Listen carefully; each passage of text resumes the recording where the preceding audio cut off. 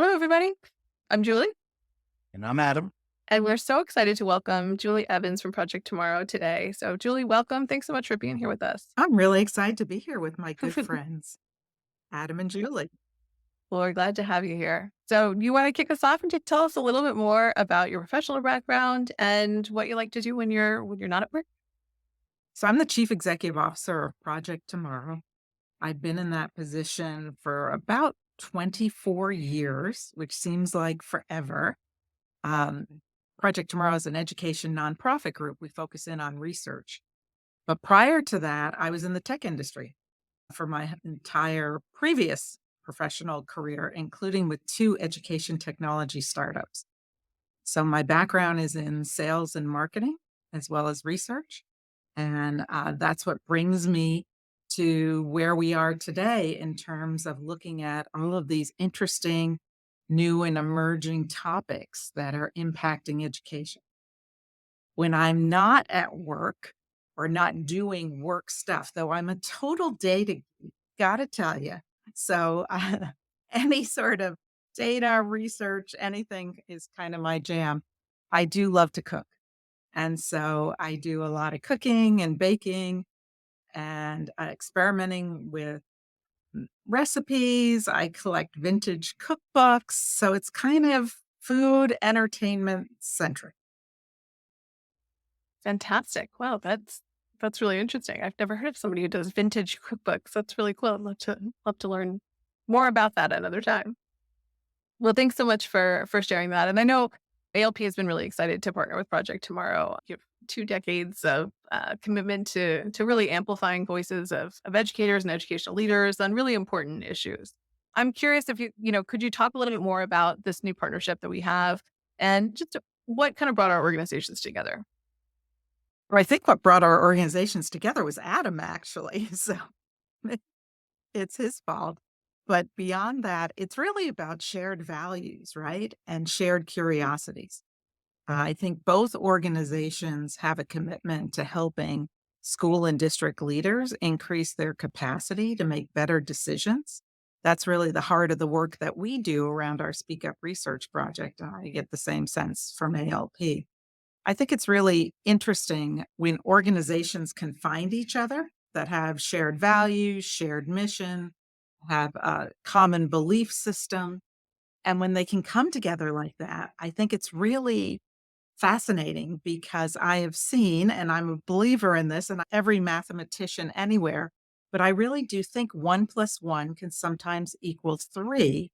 And we can really generate additional value when it's the right players at the table, when we have that sort of shared vision, shared mission, shared belief set. Love that, and definitely appreciate that. That's been our experience, kind of from start to finish with you all. So I've really appreciated that, and hope we hope and really anticipate that it'll translate to the service that we can provide to the communities that we serve. Project Tomorrow is not new to the education space. So tell us a little bit about your Speak Up survey and the work that you've been doing with the education community for some time. Yeah, absolutely. So at the center of our work in Project Tomorrow is really understanding what's going on with new learning models, particularly those that involve technology, and how that impacts the student learning experience, the teacher teaching experience, particularly from their effectiveness.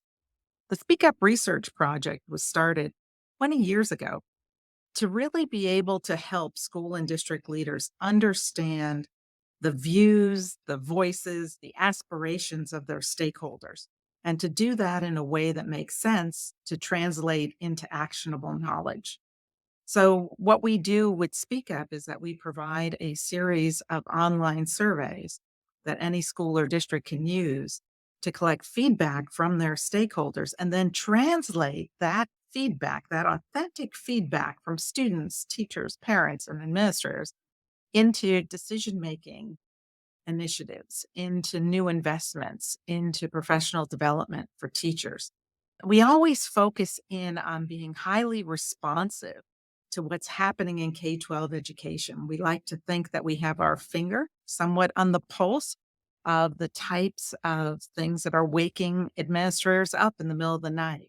And we want to make sure that we're timely in terms of helping them understand the views of those stakeholders. And again, how that feedback from their students, their teachers, their parents and families, their administrators can then be translated into really meaningful input for their plan. Love that. So you talk about the finger on the pulse a little bit. How do you all maintain that? Well, it's a lot, Julie, Mm, about listening and being in the field. I am a huge believer in understanding, dare I say, the customer, the client, the marketplace, and really being responsive to that marketplace. So, looking at our data findings, looking at other folks' data findings. Remember, I told you I was a data geek, and really being in the field in terms of talking to administrators, talking to teachers, understanding what parents' point of view is really helps us understand again what are those challenges that schools and districts are facing? How how do the aspirations of their stakeholders influence those challenges? How can we help them close the gap by providing them with better information to make the decisions that they're making? So we constantly are looking for not just what is the thing that's in the news or is the thing that the talking heads are talking about, but rather what is it that superintendents are saying in their mm, own meetings? What is it that principals are concerned about? What are teachers talking about with their colleagues, with their peers about their classroom experience? And what is it that parents are feeling, families are feeling, education guardians are feeling about the lives of their children and the future mm, of their children? So, understanding that helps us distill all this down, eliminate some of the noise, and really distill down to what are the most important issues that are impacting mm. education today. Well, there's a lot of noise out there, so that is definitely an essential service. So, Julie, that was just a really helpful overview of the Speak Up survey in general. I know the AI survey is slightly different, so talk to us a little bit about how that differs and what folks can expect to learn from the results of that survey. The generative AI survey is different. We're actually calling it a snapshot survey because it's thematic. All of the questions that are on that particular survey, and that's being served up to district administrators, building leaders, teachers, coaches in classroom environments, are really focused in on this incredibly important but challenging topic of what is the future of generative AI within K 12 education. So, in partnership with ALP, which we appreciate so much, we looked at past research, we looked at what other folks were asking, similar stakeholder groups. We took a look at what's been done in the past as well as what's being done currently. We took a look at some of our previous speak up questions that we've been asking that actually do have some components of generative AI built into them and created this brand new survey that is, again, 100% focused in on understanding some of these big questions around Gen AI in education. It's really about getting that 360-degree view. And I think this is really important. It's part of what differentiates this AI survey from a lot of other things that are out there currently. You know, within Speak Up, we have always said it's great to ask people, what are you doing? So when it's around technology, what are you doing with online databases? What are you doing with mobile devices in the classroom? That's great. That's a good place to start. But by actually also bringing in what people's attitudes and belief systems are about those experiences, and then their aspirations for how they would like to improve those learning experiences, we get a much broader, what I like to call a 360-degree view. That's the type of information then that we can help with decision making, help planning policy, help making some recommendations about where things go. The activities are great on their own. Attitudes and beliefs are great on their own. When we bring that all together, that's when we get the magic and a much more impactful set of data. That's the thing I'm really excited about with this generative AI survey because we are asking those broader set of questions, and then we can bring it into really creating quality decision making input. but I'm already starting to look at it. I was looking at some of it yesterday morning. I looked at it a little bit more this morning. I'm already seeing some trends. And again, I have the benefit of doing this for 20 years. And so I can start to spot some of the trends. I think there's going to be a couple interesting things, particularly for school and district leaders, as well as for policymakers as they're thinking about this. What I'm sensing out there is that we've moved beyond with generative AI, we've moved beyond the panic stage. We're beyond that. It isn't like, oh my gosh, we got to shut all this down. But there's still such a lack of information. And there are some really serious concerns that need to be addressed. But the other thing that I'm seeing in the data is that the school and district leaders, and again, very early data, we've only been promoting this for a couple of weeks, are hungry for recommendations. They're really hungry to find out what are other people doing? What are some best practices? What are some ideas that we should be exploring? How do we even start these conversations in our district? And at the same time, how are we making sure that we are living up to our obligations in terms of particularly protecting student data privacy and maintaining our approach to education, whatever that vision is within our schools and districts, our unique vision, our contextually relevant vision for our community. How do they balance all of that? And that's what I'm sensing is going to be coming out of this, Adam, that we're going to be able to have an opportunity not only to look at a national level and say, okay, here are what the key issues are that we need to address today. Here's what some of the aspirations are. But because we have Speak Up set up to give all of the locally collected data back to schools and districts, they're going to be able to have that rich data set about their own community, what their teachers are feeling, what their school building leaders are concerned about, what district administrators' aspirations are or concern points are. So we've got sort of that dual platform that really makes this process so highly effective. So I think we're going to learn some granular things. Oh, that's interesting. People are, this percentage of teachers are using Chat GPT already. We're going to have those sort of things. But then at the higher level, I think we're going to be able to start plotting where we can support schools and districts most effectively in this journey that they're on. Yeah, that makes sense to me. I mean, at a at a level at least that I can see, it's probably going to show up in everyone's saying policy, both these and Of course. frameworks that Yeah. the academic integrity, needs to be updated. But I think the timing of this is perfect because we're also seeing is like this summer going into next school year, a heavy emphasis on school leader and teacher PD. So this will be very informative for sure.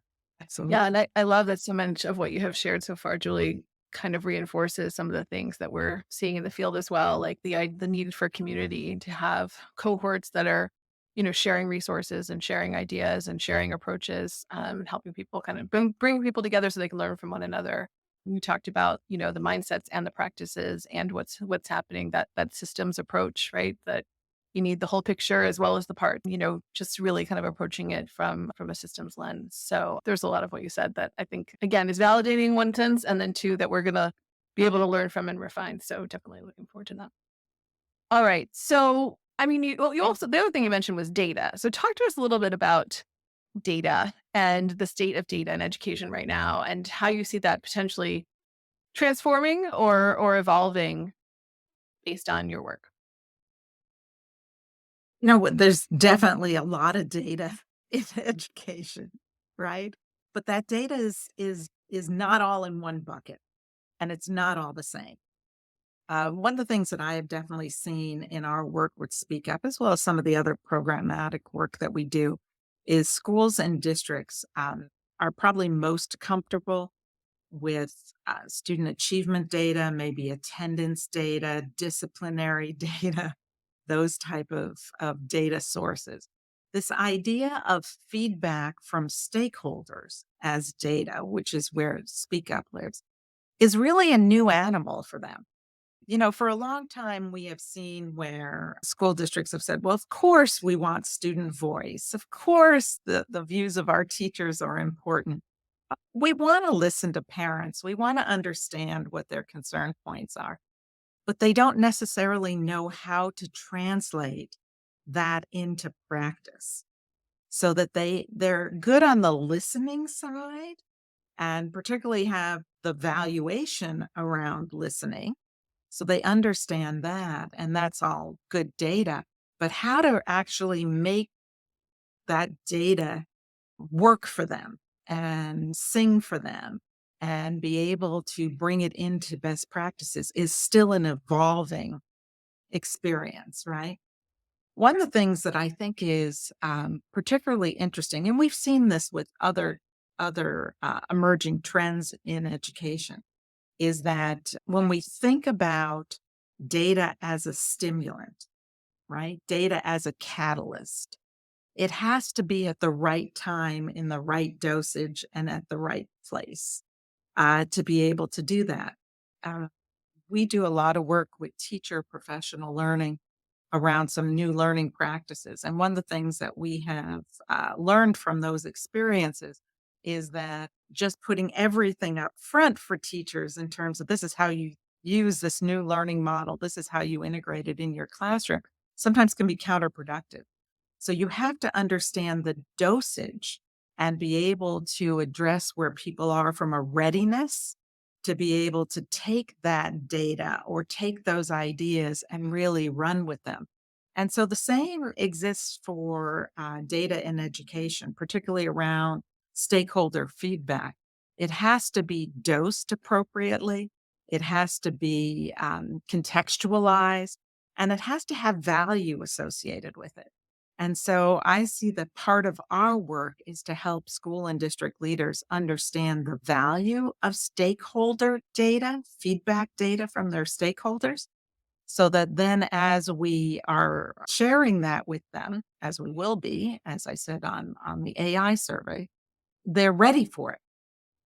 And they then can do that translation work and connect the dots as to what does this mean in terms of helping us address our mission.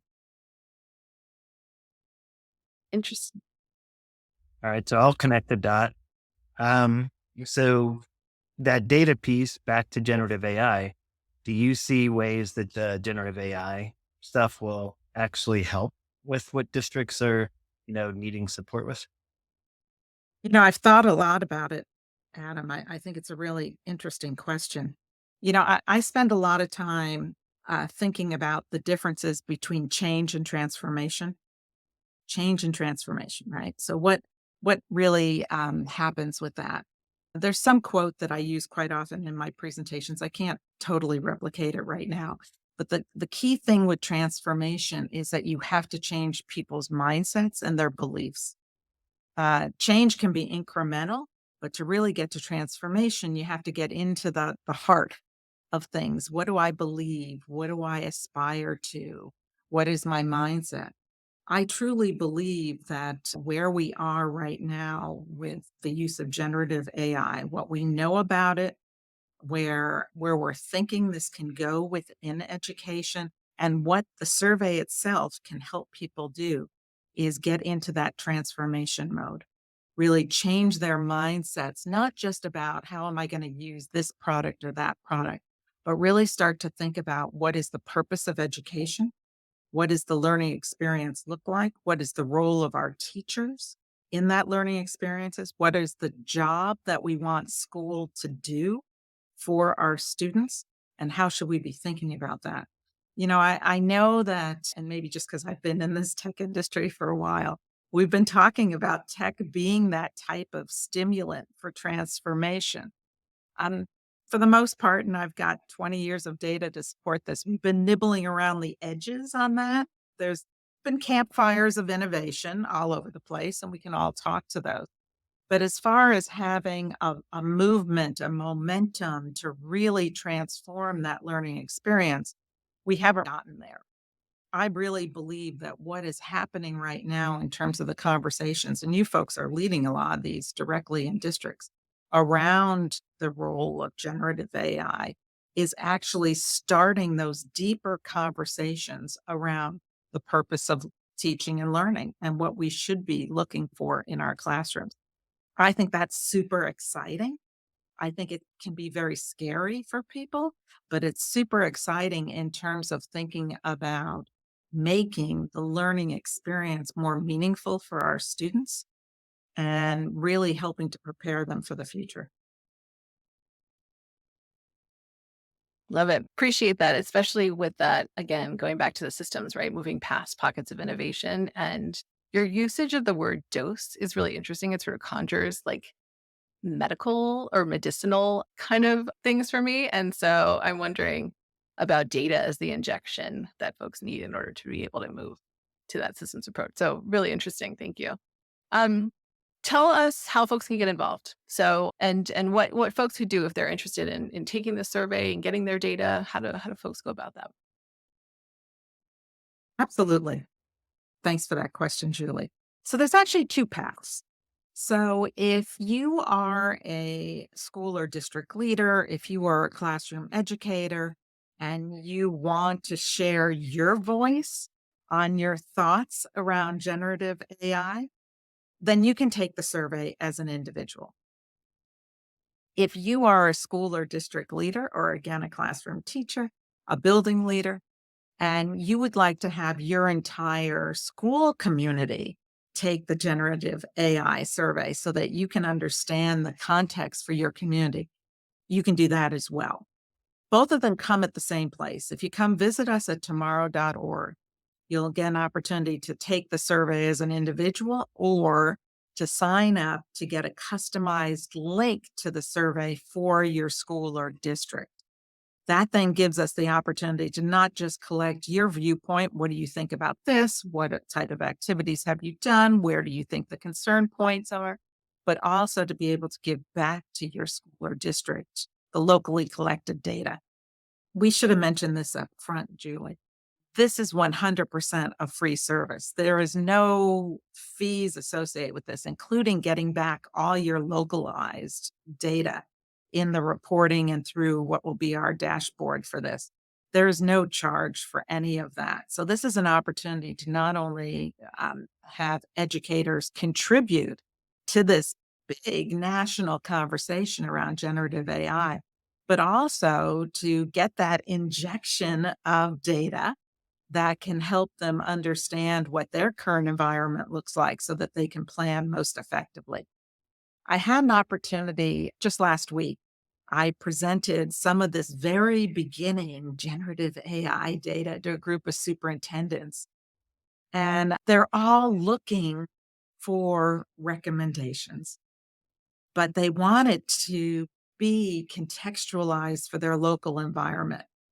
So having this localized data gives you as a leader the opportunity to say, this is what's going to work for our community because our community in San Diego may be very different than a community in rural Pennsylvania. And so that localization of it, I think, is really important. So my encouragement would be to school and district leaders, share your views, of course, but really think about the power of getting all of your administrators and instructional staff, your teachers, your coaches, to also take the survey. It only takes about 14 minutes. It's not long. And then you'll have all of that localized data, which will provide to you also with national comparatives that you can use for your own planning. I think that's the real power in this. So it all starts, Julie, with coming to our website, tomorrow.org, and then signing up to participate there. I like how you talked about localizing because in the work that we're doing right now, that's a key part of it. So especially when start talking about frameworks and guidelines, there's lots of good stuff out there, but school districts want to localize that. They have different language that they use. They have legacy resources and things they need to bring into it. So that localization is super important. I think so too. Is there anything that we didn't ask you, Julie, that you feel like compelled to share, given the audience of district leaders?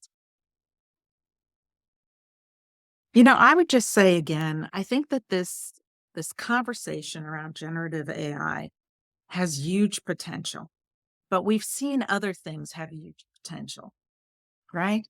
I want us to take advantage of this opportunity. I want our school and district leaders to feel comfortable with the conversations that need to happen in their community about generative AI, and I want them to be informed so that they can make the very best decisions for their students, for their teachers, for their parents, and their families. I believe very strongly in the value of stakeholder voice as an asset in making the very best decisions. I know sometimes school or district leaders, and I'm not going to point any fingers at anybody in particular, but will say, maybe I don't want to know what that group thinks, or maybe I want to shy away from asking too many questions about this because I don't know how I'm going to answer those questions. I understand that. But with this topic right now, we can't put our head in the sand.